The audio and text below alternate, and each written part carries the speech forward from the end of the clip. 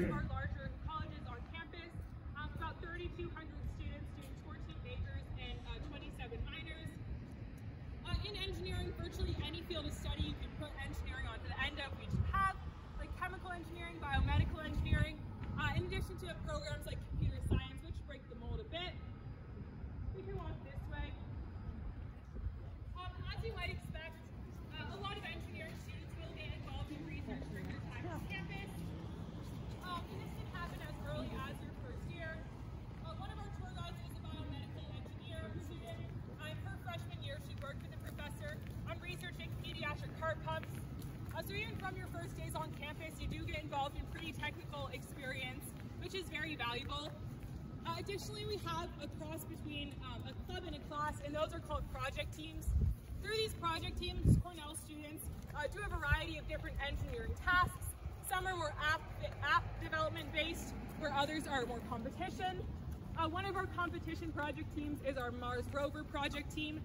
This is where engineering students will will work together to create a Mars rover that fits a specific task for the year, specific prompt, where it will then face off against rovers from other schools.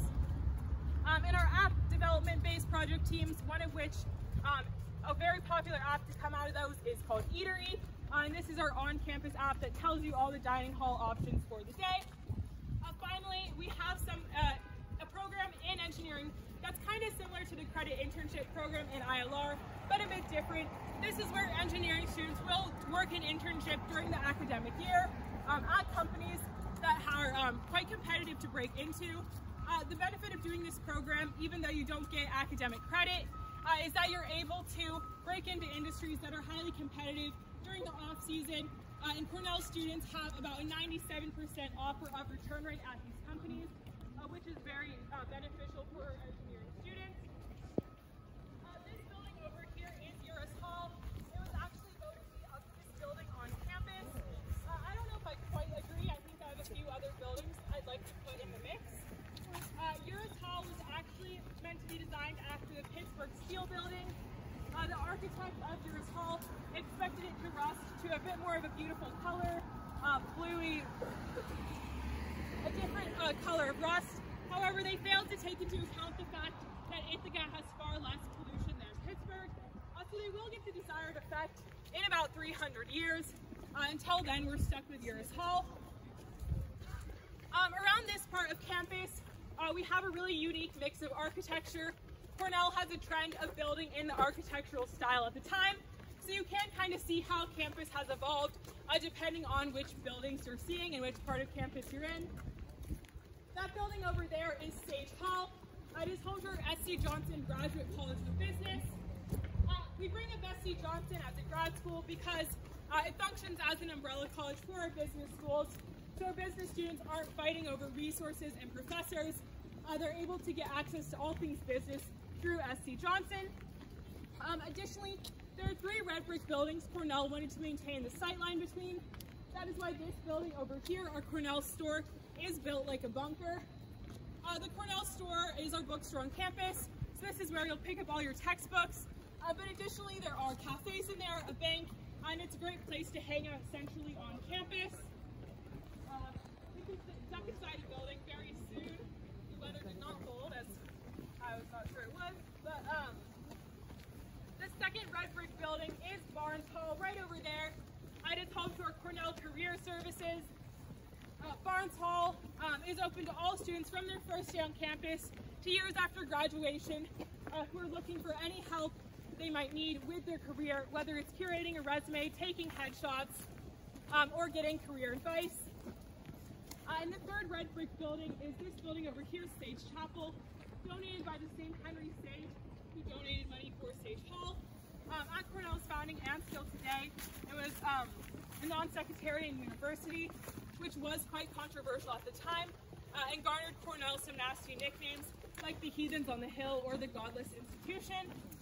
Henry Sage was not fond of this, so he donated money to create Sage Chapel, which still to this day is open to all religious groups, and kind of in an ode to this non-sectarian founding.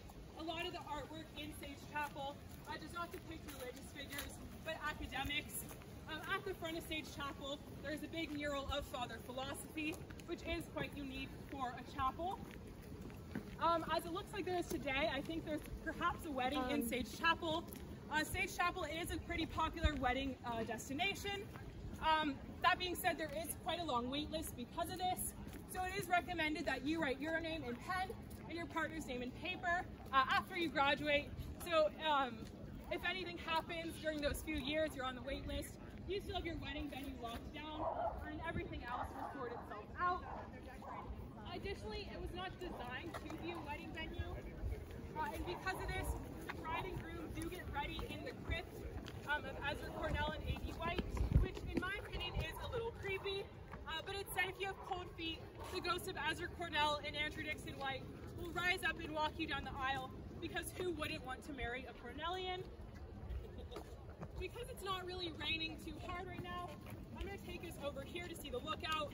That being said, if you want to duck into a building, you can go into Willard Straight Hall over there at any point.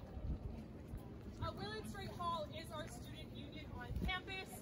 It is turning 100 this year. Willard Straight Hall has a pretty fun origin story. Willard Straight was an architecture student on campus. He is actually credited with founding Dragon Day.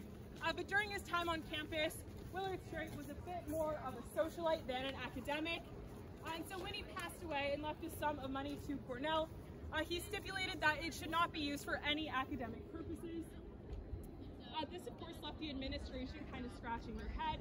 Cornell is a quite academic school, if you haven't gathered that from the tour thus far.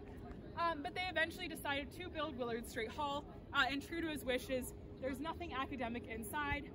Instead, we have a dining hall, a movie theater, some dance studios, a full fiction library, in addition to other things. It is also home to the offices of our 10,000 plus clubs on campus. As I mentioned before, a lot of Cornell students, including myself, are involved in professional clubs and also more fun clubs. Before I came to campus, I had never done any rowing. I'm still quite bad at it, but it has been fun to get on the water of Cayuga Lake through the rowing club and get to try something new. But like I said, I'm also involved in a pre-law frat, which is helping me with my professional development skills as well. So when you come to campus, there's a wide variety of options in terms of clubs for you to take here. Right now, we are on the edge of the slope and looking out over Ithaca more broadly. At the bottom of the slope is West Campus, which is where a lot of upperclassmen will live on campus. If you don't want to live on campus past your sophomore year, a lot of upperclassmen will also live down in College Town, which is about a 10-minute walk down Ho Plaza. From this upper Ithaca area, just a little bit over there, you can see Cayuga Lake, which is a beautiful lookout point on campus. And as you might have noticed, Ithaca is a bit more remote than other college campuses. That being said, we do have a lot of great restaurants in the Commons. A lot of great festivals and shops happen throughout the years. Just 2 weeks ago, we had Apple Fest, where a lot of vendors set up in the Commons with a lot of Apple-based products. I personally really enjoyed the isolated nature of Cornell. It might not be for you, but if you're looking for a school where people are really looking to put a lot of their effort and attention into their college life, because frankly there's not a ton around, Cornell's a great place for that. I find people are super invested in campus life. They're always around, which I've really enjoyed in my college experience. I chose Cornell because I ultimately wanted a school that would push me academically and socially, which I think it has. As I mentioned before, I came from a super small high school and was nervous about the size of Cornell, but I really enjoy the moderate size because there are enough people that you don't see the same faces over and over again, but it's small enough that you will see a few people again and again, and you can make friends that way. I met my best friend at the bus stop going to the farmer's market during my first week on campus. I think you'll find a lot of people here are really open to meeting new people at a variety of locations. With that is the end of the tour. I'll stick around if you have any questions for a little bit. You'll also get a form asking for tour feedback, positive or negative. That being said, if you liked the tour, my name was Weston. If you didn't like the tour, my name is Lucia. Keep that in mind. And yeah, thank you for coming on this tour and enjoy the rest of your time in Ithaca. Thank you. Thank you very much.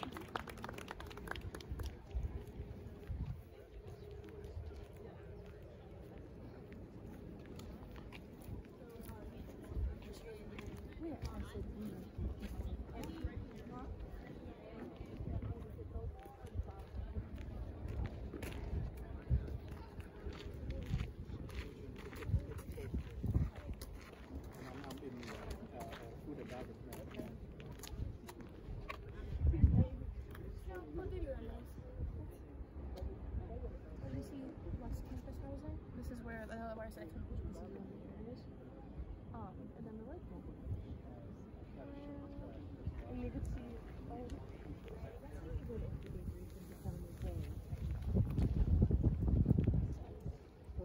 这边就是手指湖那个最大的湖。